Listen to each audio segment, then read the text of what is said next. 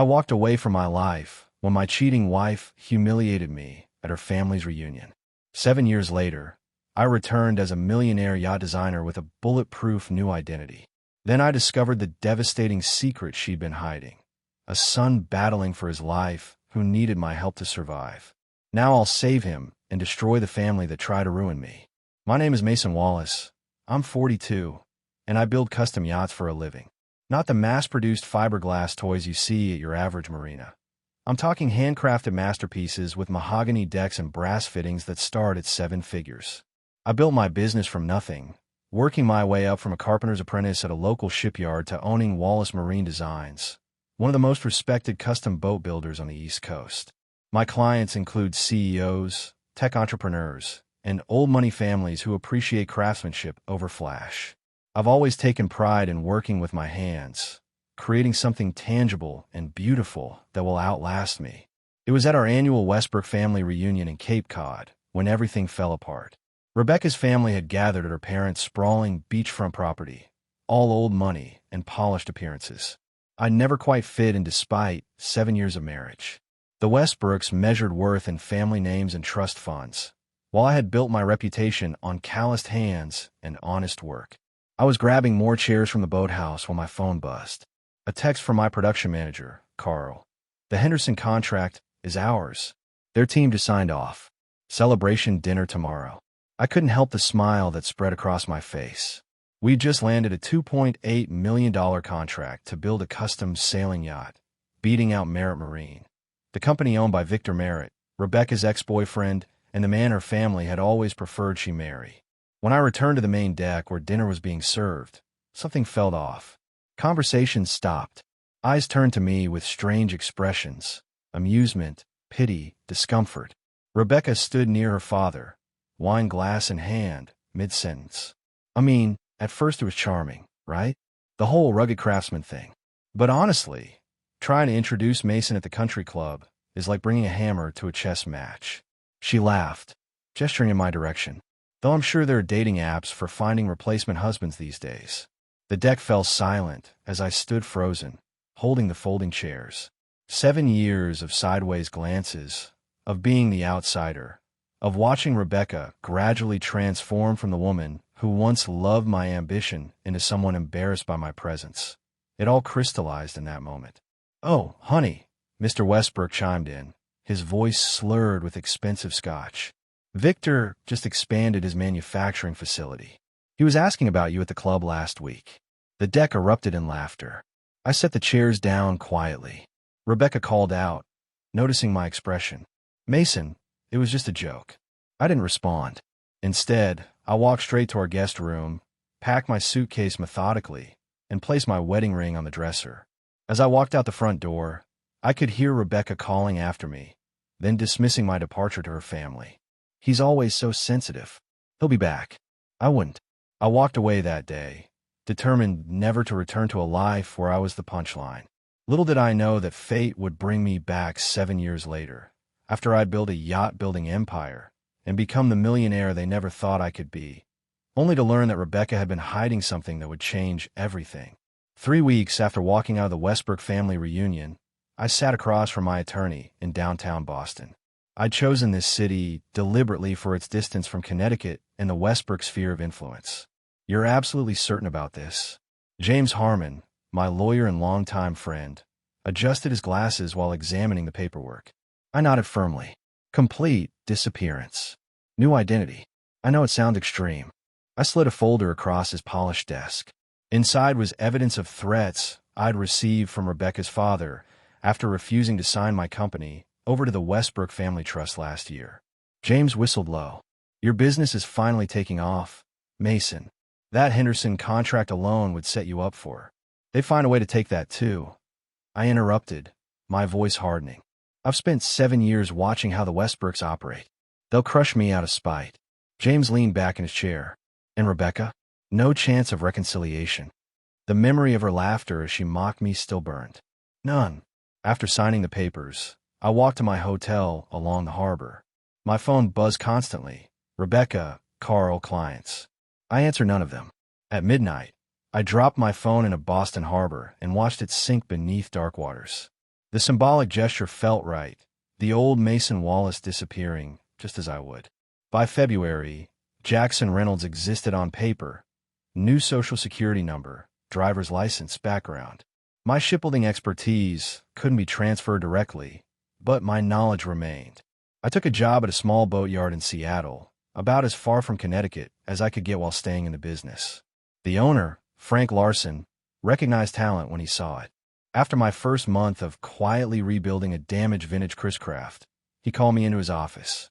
"You're wasted on repairs," Frank said bluntly. "I don't know what you're running from, but your work is exceptional. Just looking for a fresh start." I replied, maintaining eye contact. Frank nodded. "Well, your fresh start just earned you a promotion. I need a new lead designer. It's yours if you want it." My new apartment was small, nothing like the sprawling Connecticut home I'd shared with Rebecca.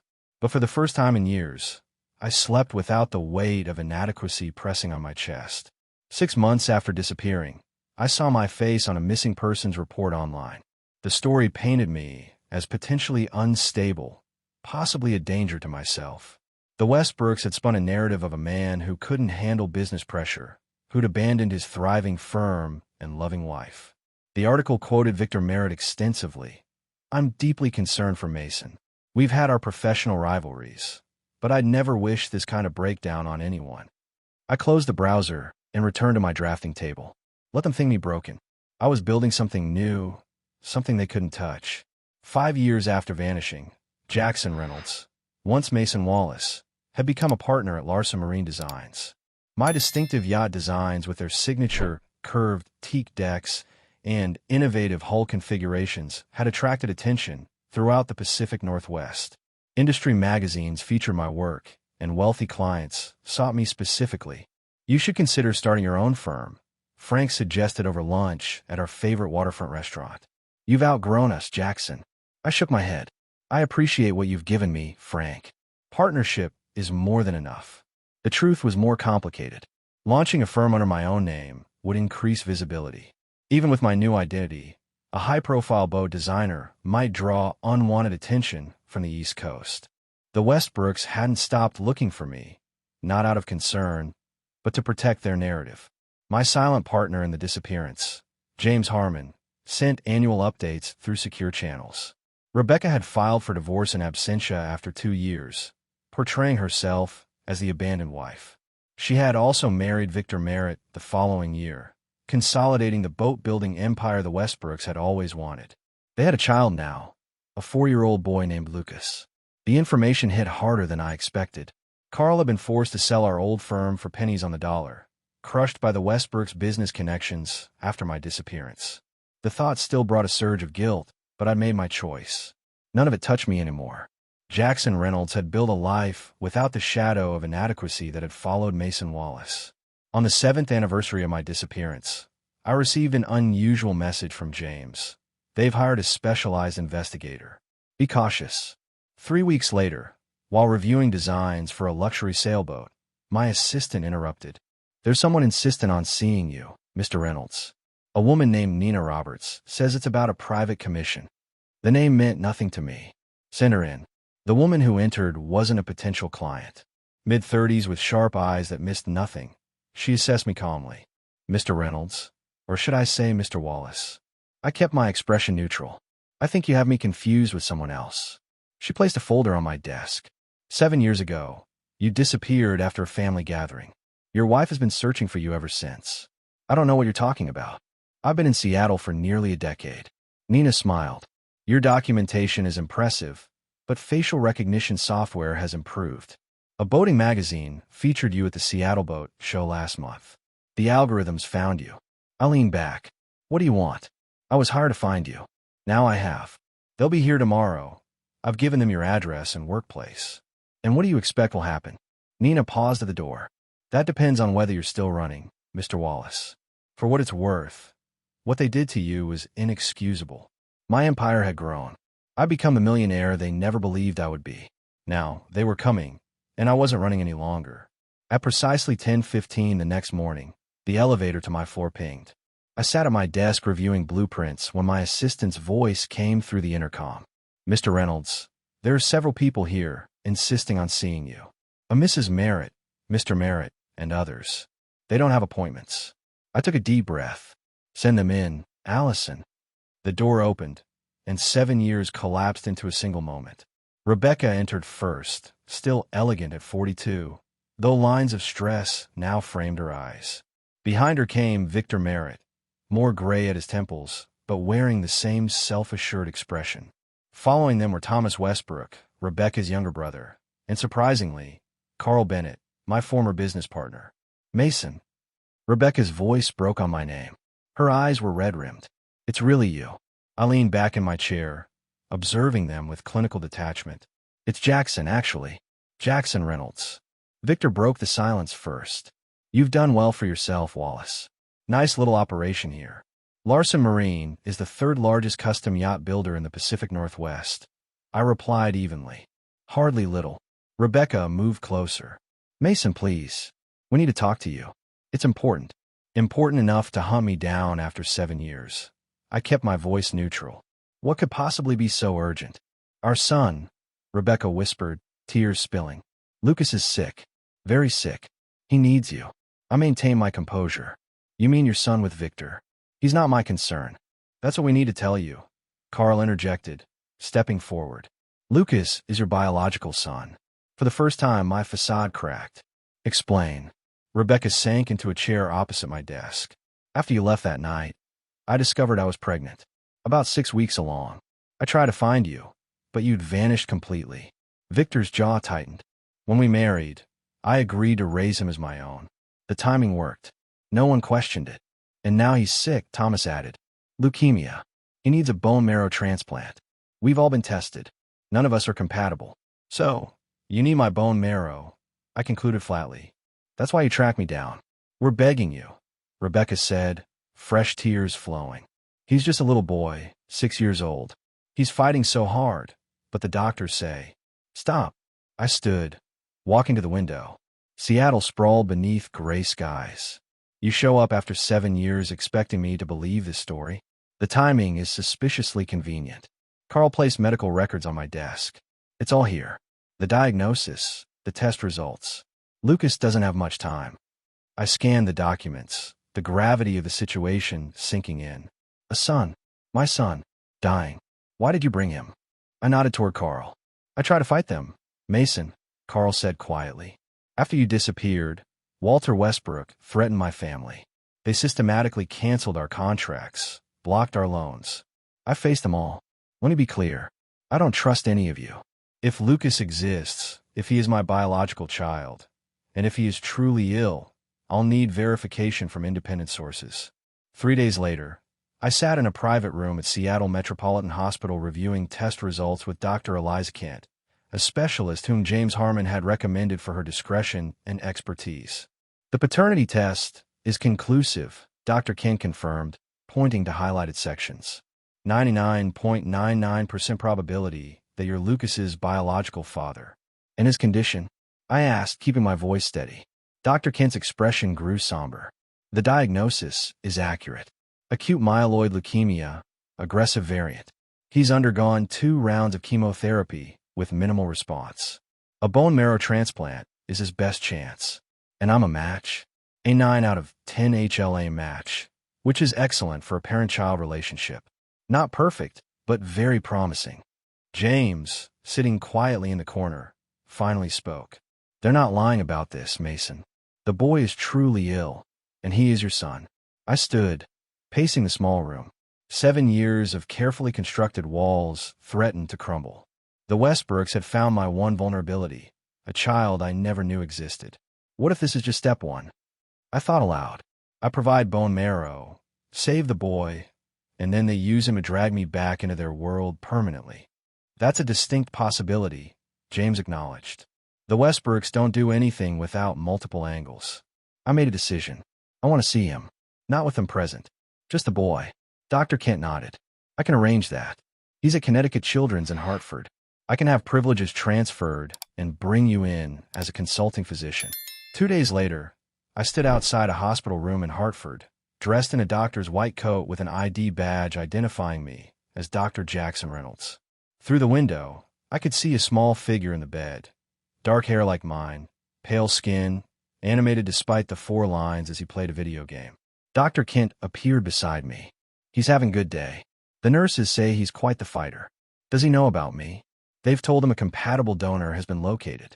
Nothing more. I took a deep breath and entered. Lucas looked up, pausing his game. Are you another doctor? He asked, assessing me with startlingly familiar eyes, my eyes. Something like that. I replied, approaching the bed. I'm Jackson. I'm Lucas. Are you here to poke me with more needles? Because I'm kind of on a boss level right now. Despite myself, I smiled. No needles today. I just wanted to meet you. Are you the one who's going to give me new bone marrow? Possibly. Lucas tilted his head, studying me with unnerving intensity. You look like me. Mom has a picture of a man who looks like you, but she keeps it hidden in her dresser. I froze. Does she now? Yeah. She looks at it sometimes when she thinks no one's watching. She gets sad after. The bone marrow donation procedure went smoothly. As I recovered in my hospital room, I received an unexpected visitor, Carl Bennett, my former business partner. The nurse said you were awake, Carl said awkwardly, standing in the doorway. May I come in? I gestured to the chair beside my bed. You're the last person I expected to see. Carl sat, his posture tense. I needed to talk to you. Away from the Westbrooks. Away from Victor. About what? About what really happened after you disappeared. Carl leaned forward, lowering his voice. They didn't just destroy our company, Mason. They destroyed me. Made sure I'd never work independently again in the industry. So you joined Merit Marine, I observed coldly. I had no choice. My wife was pregnant with twins. Victor offered me a position with one condition. I had to sign over all our old intellectual property. Our designs, I realized. The Henderson yacht. Carl nodded miserably. Merit Marine took credit for everything we developed.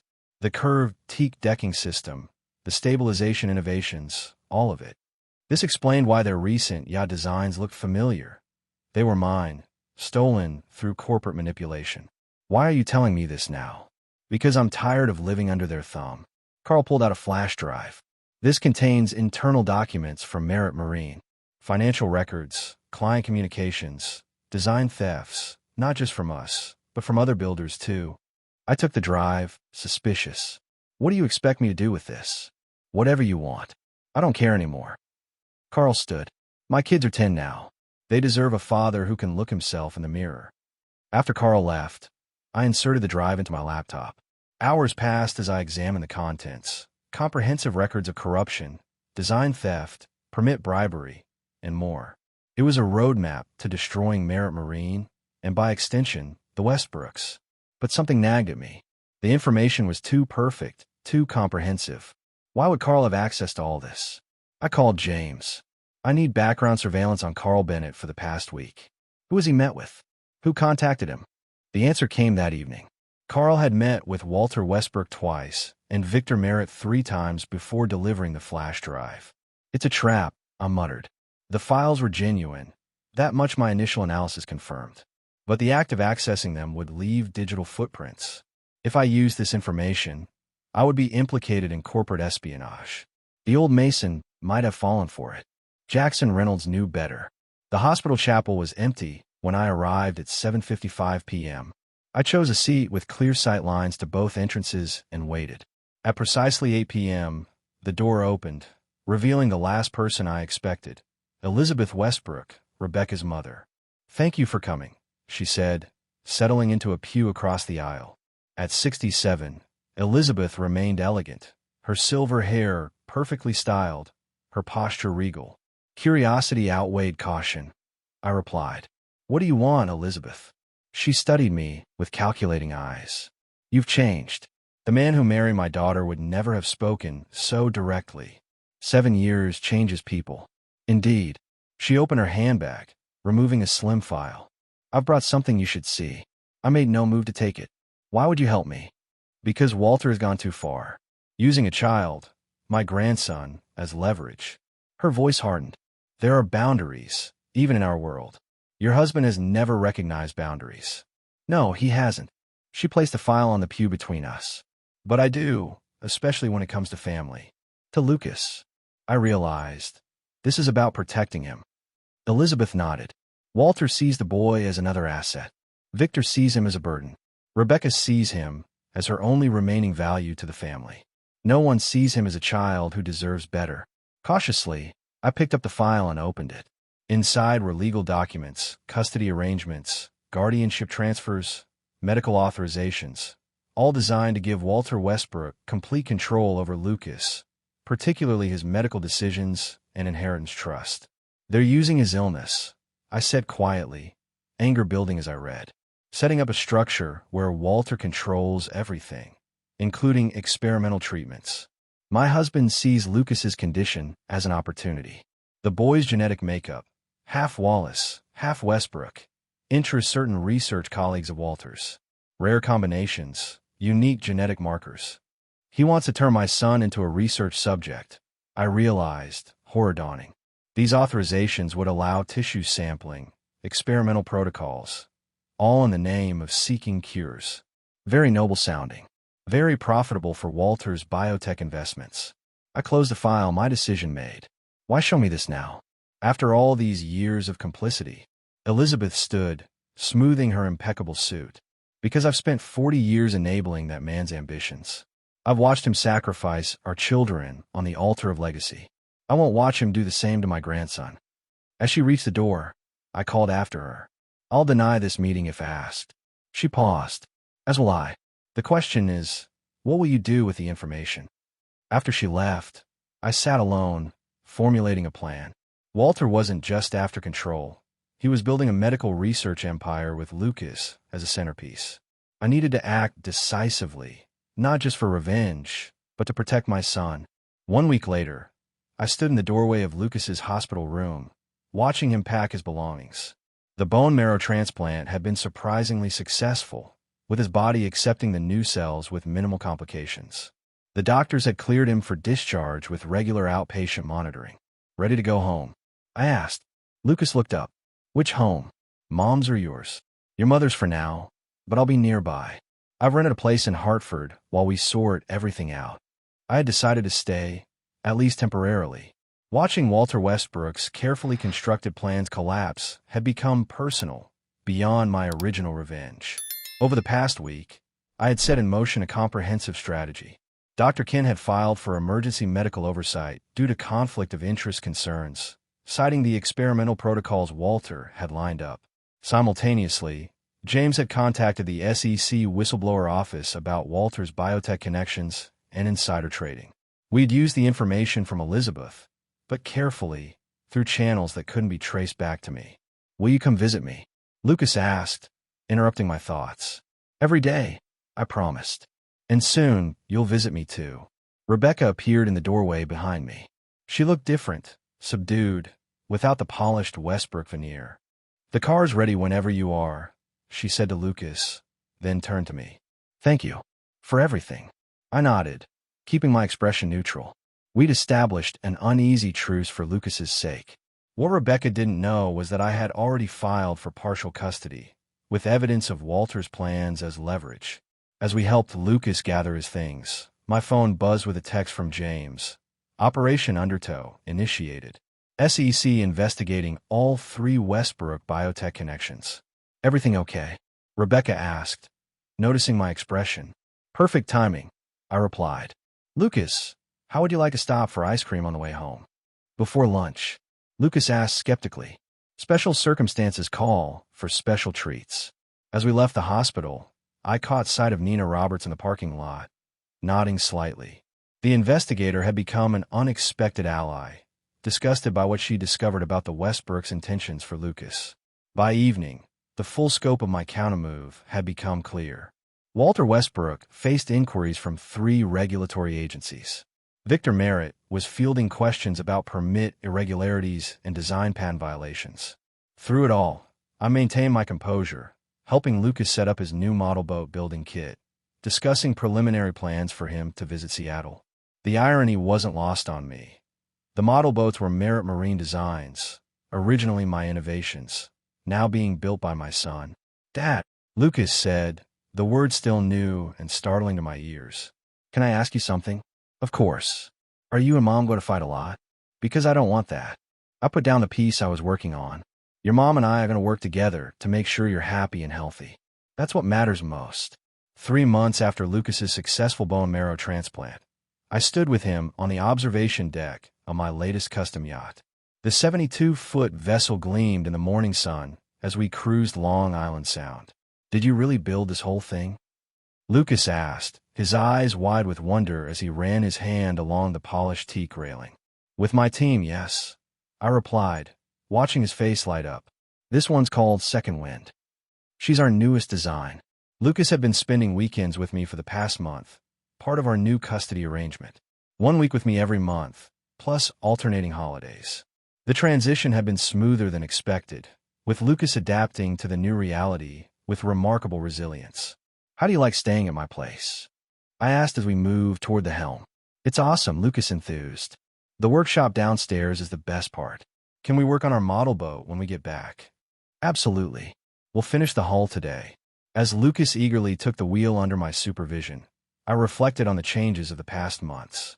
The Westbrook empire had collapsed spectacularly. Walter faced multiple federal indictments for securities fraud, insider trading, and research violations. Victor had accepted a plea deal, implicating others to reduce his own sentence. Thomas had entered rehabilitation for substance abuse issues. Rebecca had surprised everyone, including me. Freed from both Walter's control and Victor's manipulation, she had returned to her original passion, marine conservation, securing a position at an institute in Hartford.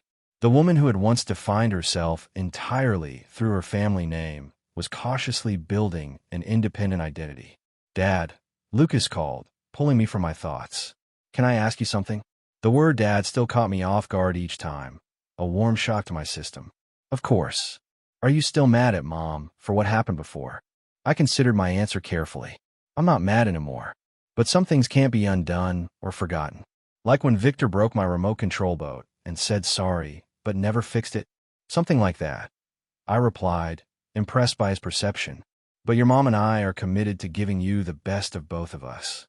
That's what matters now." Lucas nodded, seemingly satisfied. "Good. Because I made something for both of you." That evening, as we worked in my home workshop, Lucas presented his creation, a detailed wooden model of 3 boats connected by miniature docks. "This one's your boat," Lucas explained, pointing to the largest vessel. "This one's Mom's. And this smaller one in the middle is mine. See how they're all connected? So I can go between them easily." The thoughtfulness of the design, the way Lucas had processed his new reality and created something beautiful from it, moved me deeply. "It's brilliant," I said softly. "You have real talent. Mom says I get that from you," Lucas replied proudly. "She's keeping all my designs in a special folder at home." 1 year after returning to my former life, I stood on the deck of my newest yacht design, the flagship vessel that would redefine Wallace Marine Designs. The 90-foot Legacy represented everything I'd learned in my years away and everything I'd built since returning. The Connecticut shoreline stretched before me as I considered how completely life had changed. Jackson Reynolds still existed legally, but Mason Wallace had reclaimed his rightful place, stronger and wiser than before. Walter Westbrook had been sentenced to 15 years for financial crimes. Victor Merritt had received 5 years, with his company assets liquidated. Most satisfying was the final outcome. Through a series of strategic acquisitions facilitated by James, I now owned everything they had stolen from me. The designs, innovations, and client relationships built on my stolen work had come full circle. The custody arrangement with Rebecca had evolved into something unexpectedly functional. Lucas spent equal time with each of us, thriving under the arrangement. He had developed a genuine talent for boat design, already creating concepts that impressed my senior designers. "Dad, the caterers are asking questions," Lucas called from the main cabin, interrupting my thoughts. Today marked the official unveiling of Legacy to the industry and select clients. More importantly, it was Lucas's 7th birthday celebration. "Coming," I replied, taking a final moment alone before rejoining the gathering. Rebecca approached as I entered the main cabin. She'd changed this past year, becoming more authentic without her family's toxic influence. "It's quite something," she said, gesturing to the yacht. "You've created a masterpiece." "Thank you," I replied simply. We'd found a measured peace, not friendship or forgiveness, but mutual respect for Lucas's sake. "Mason," she said hesitantly. I want you to know I'm truly sorry for everything that happened. That night at the reunion, my family's manipulation, all of it. I studied her face, seeing genuine regret. We can't change the past, Rebecca. But we're doing right by Lucas now, and that's what matters. Lucas appeared between us, eyes bright with excitement. Come on, everyone's waiting to see the boat. As I guided investors and industry leaders through the vessel, explaining innovations and design philosophy, I caught sight of Lucas proudly showing his grandparents, Rebecca's mother Elizabeth and my own mother, who had flown in from Ohio, his contributions to certain design elements. Later, as sunset painted the sky in brilliant oranges and reds, Lucas stood beside me at the helm. Dad, are you happy you came back? He asked suddenly. The question gave me pause. Yes, I answered truthfully. Not for the reasons I expected, but yes. Because of me, he asked with a child's directness. Because of you, I confirmed. And because sometimes the best revenge isn't destroying what hurt you, but building something better in its place.